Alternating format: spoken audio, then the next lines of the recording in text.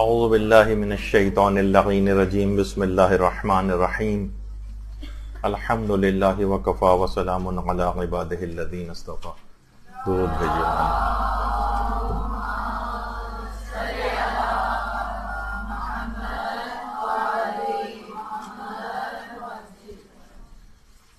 جیسا کہ آپ کے علم میں ہے کہ اصطلاحات توضیح المسائل اور فتاوی کی اصطلاحات کو سمجھنے سے متعلق ہماری کلاسز جاری ہیں، اور احکام خمسہ میں سے واجب و حرام و مستحب و مکروہ بیان ہو چکے ہیں،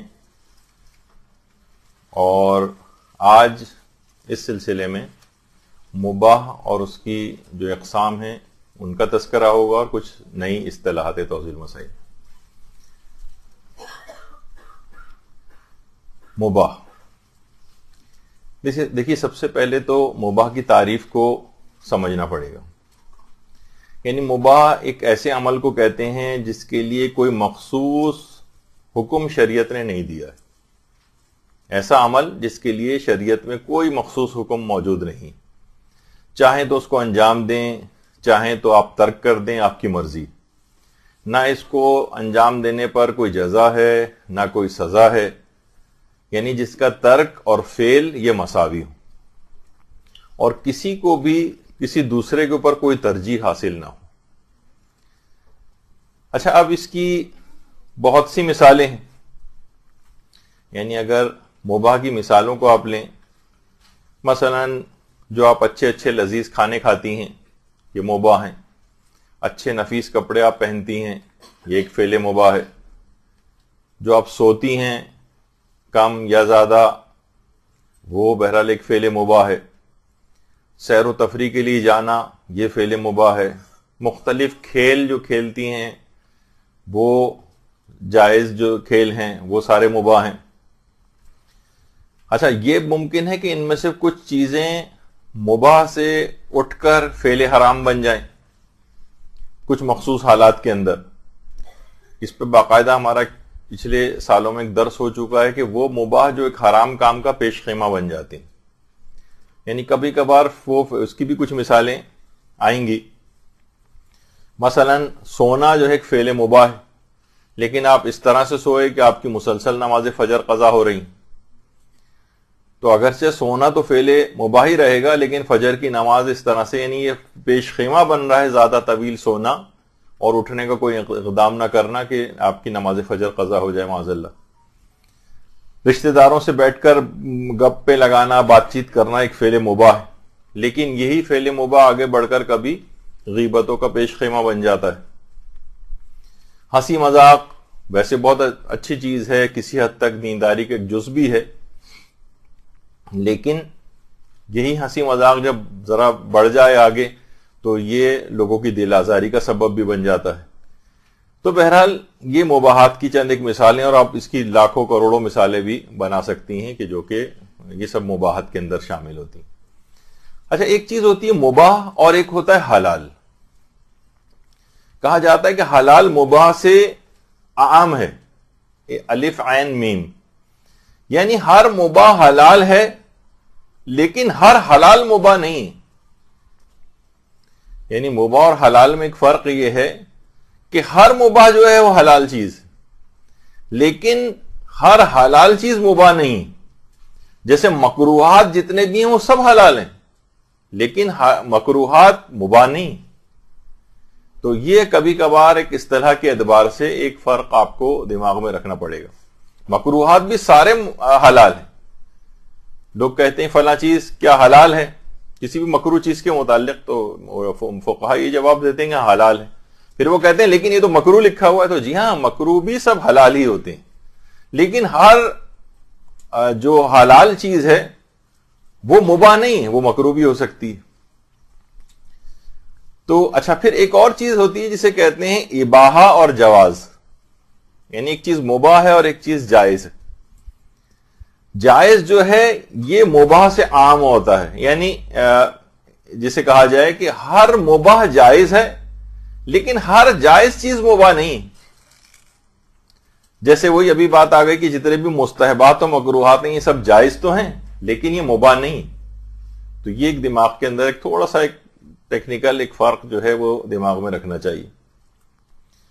اسی سے ہمارے ایک فقہ کا اصول فقہ میں ایک چیز ایک قانون ہے, اس کا نام ہے اصالۃ الاباحہ.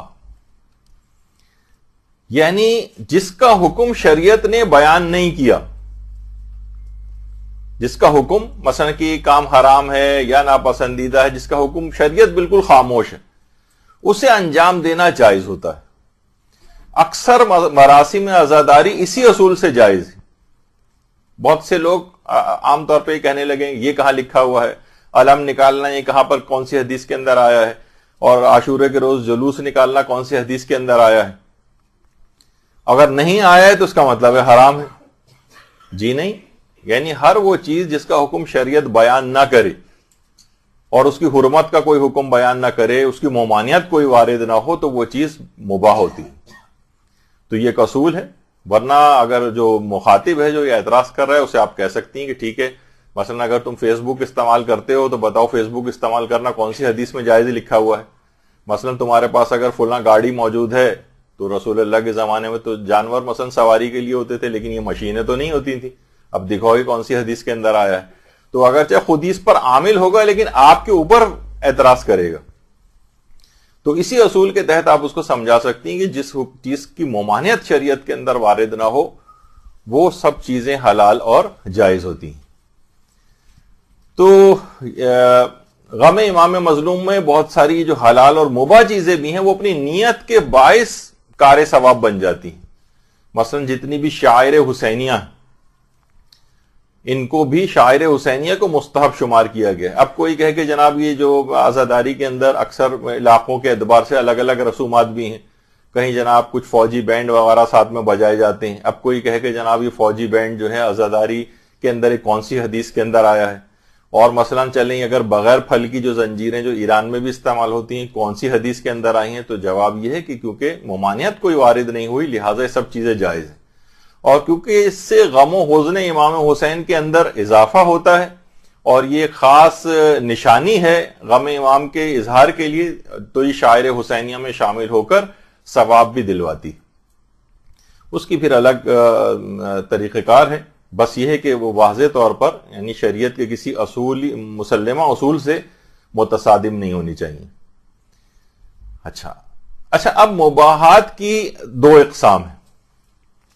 ایک کو کہتے ہیں مباح اقتضائی, جس طرح آپ نے دیکھا تھا کہ واجبات کی بھی اقسام تھیں, پھر حرام کی اقسام, مستحبات کی اقسام, مکروہات کی اقسام ہم نے ڈسکس کی تھی. اب مباحات کی بھی اقسام ہیں. ایک کو کہتے ہیں مباح اقتضائی, یعنی شریعت نے جس چیز یعنی اگر شریعت اس فعل کو مباح نہ کرتی تو کوئی خرابی اور مفسدہ لازم آتا اور زندگی دشوار ہو جاتی. یعنی ایسا اگر کوئی مباح ہے, مثلا کہا جاتا ہے جیسے طلاق ایک فعل مباح ہے, لیکن اس کے اندر یہ مسئلہ یہ ہے کہ اگر اسلام اس کو مباح نہ کرتا, ایسی حالات پیدا ہو جاتے ہیں کہ ایکسٹریم کنڈیشن میں جا کر طلاق لینا پڑتی.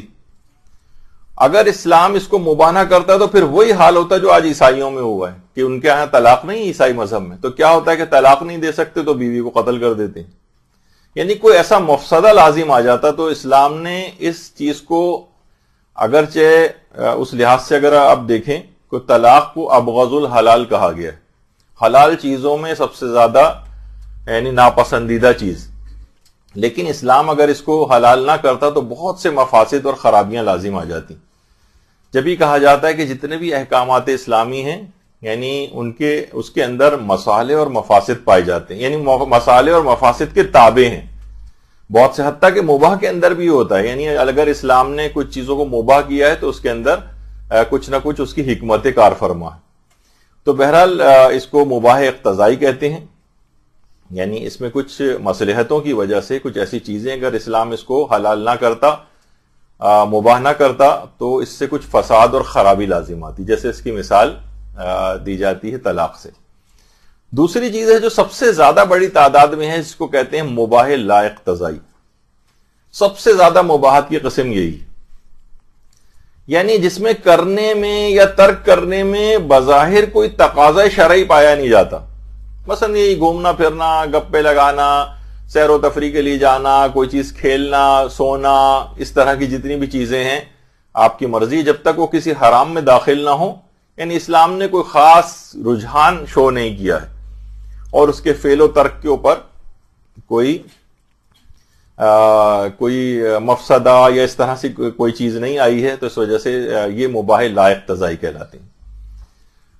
تو ایک اور چیز بھی یاد رکھ لیجئے کہ جس عمل کی حرمت کی کوئی دلیل نہ ہو وہ جائز ہوتا ہے.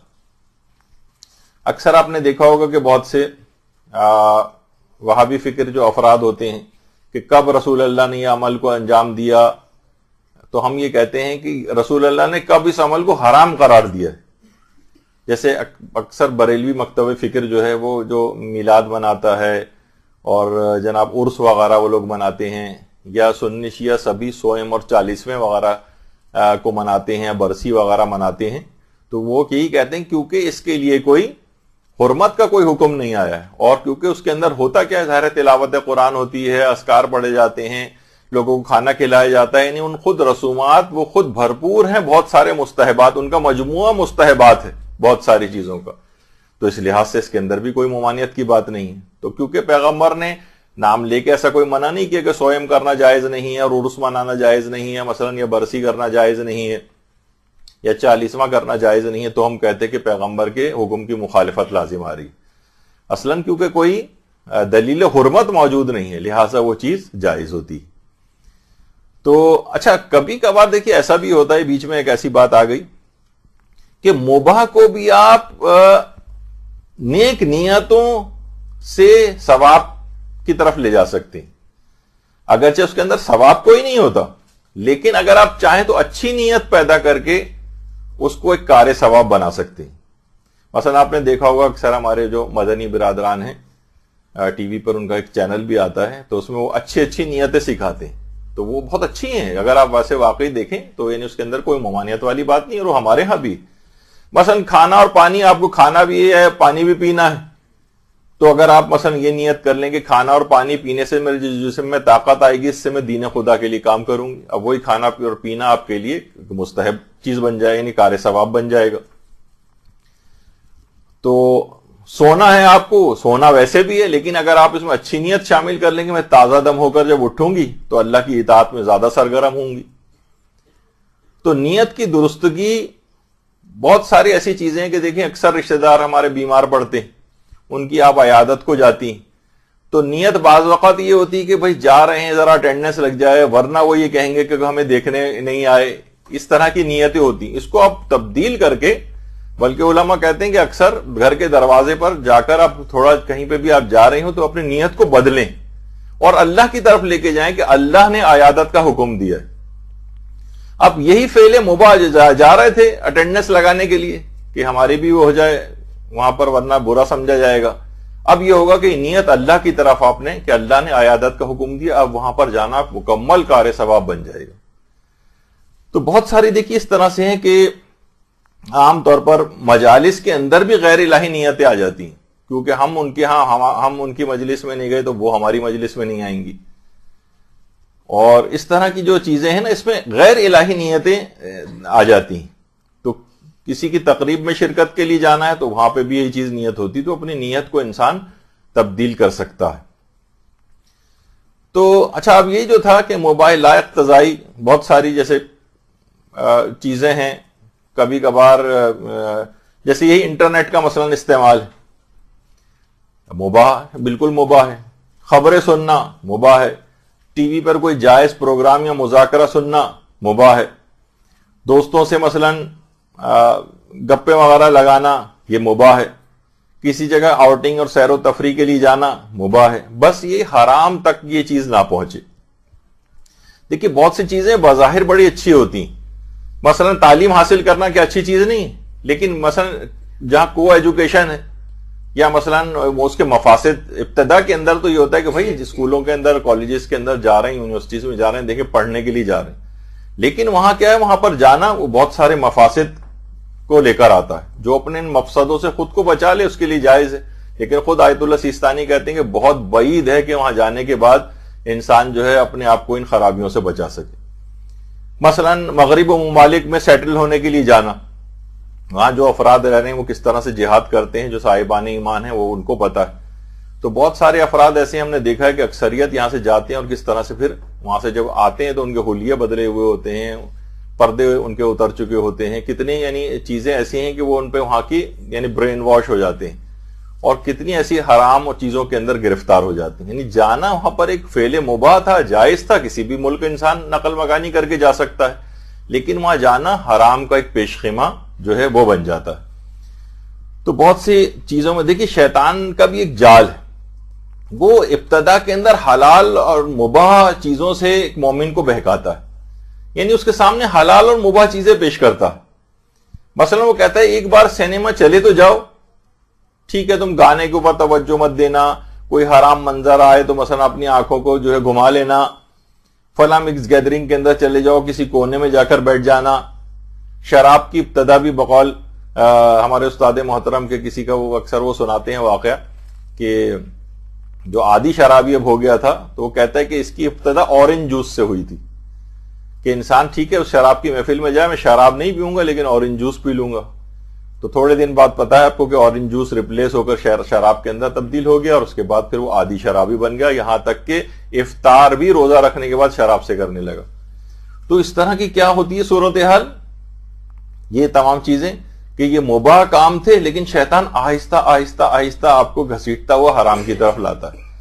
انٹرنیٹ پہ بہت ساری چیزوں کی معلومات لینا بڑی اچھی چیزیں، بیٹھے ہوئے ہیں، سوشل نیٹ ورکنگ بظاہر بڑی اچھی چیز لگ رہی ہوتی، لیکن کیا ہے کہ پھر اسی کے اوپر تھوڑے دن بعد ہی فیس بک پیج بنتا ہے، خواتین اس کے اوپر اپنے پہلے پردے والی تصویر اپلوڈ کرتی ہیں مسئلہ پوچھ کے، پھر تھوڑی دیر دنوں کے بعد میک اپ والی تصویریں آ جاتی ہیں، اس کے بعد پھر بال نمایاں ہونے لگتے ہیں، یہاں تک کہ پھر فیملی گیدرنگز والی تصویریں، حتیٰ کہ شوہر و بیوی اپنے تصویریں جو کہ صرف اپنے ہی کمرے کے اندر ان کی حد تک دیکھنے کی اجازت ہوتی وہ بھی دوسری جگہوں کے اوپر پوری دنیا کو دکھانے لگتے ہیں.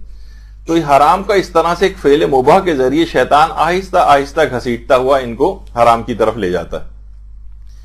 تو بہرحال دیکھیے حرام یہ جو ہوتا ہے اس کا عادی ہونا، اس کے مثلا کوئی معاشرے کے اندر کوئی گناہ بہت زیادہ پایا جاتا ہو تو یہ اس کے فعل مباح ہونے کی دلیل نہیں ہو جاتا ہے. یعنی سب لوگ کر رہے ہیں تو بھائی ہم کیسے بچ سکتے ہیں اس سے؟ نہیں، ایسا نہیں. مومن کو اتنا ایک زیرک ہونا چاہیے، اتنا ہوشیار ہونا چاہیے، اتنا سمجھدار ہونا چاہیے، اتنا بابصیرت ہونا چاہیے، اتنا دور اندیش ہونا چاہیے کہ یہ فعل مباح مجھے کس حرام کی طرف لے جا سکتا ہے. شیطان کے سامنے نہیں، کسی احمق کی طرح سے اس کے جال کے اندر نہ گھس جائیں. یعنی دیکھا جائے تو یہ بذات خود جو شادی کی رسومات ہیں، علماء سے بھی اگر آپ پوچھیں وہ کہیں گے بذات خود ان کے اندر یہ فعل مباح ہیں، جائز ہیں، حلال ہیں، لیکن آپ خود دیکھ رہے ہیں کہ ان مباح رسومات کے اندر کس طرح سے مثلا منگنی کی رسمیں ہیں، یا مائیوں کی رسمیں ہیں، یا مانجے کی جو رسمیں ہیں، لا محالہ اس کے اندر حرام چیزیں آ جاتی ہیں، اور اس کے اندر حرام کے تڑکے لگا دیے گئے ہیں ان مباح رسموں کے اندر. لہٰذا یہ مباح اور حرام چیزیں بھی حرام کی طرف لے جاتی ہیں، تو اس کو بہت ابتدائی میں اس کے اوپر بند باندھ دینا چاہیے، اور اس رستے کے اوپر انسان قدم ہی نہ رکھے کہ جس کے بعد آپ کو اس کے بعد صرف بہہ جانا ہے اس حرام کے اندر اور اپنا آپ کا اختیار ختم ہو جائے. تو یہ فعل مباح کے لحاظ سے ایک چیز تھی، اور مباحات کی بس یہی اسی طرح سے اقسام آپ نے دیکھی. تو مباح کے لحاظ سے تو ہمارا یہ موضوع جو ہے وہ مکمل ہوا. برحمتك يا أرحم الراحمين وصلى الله على محمد وآله الطاهرين.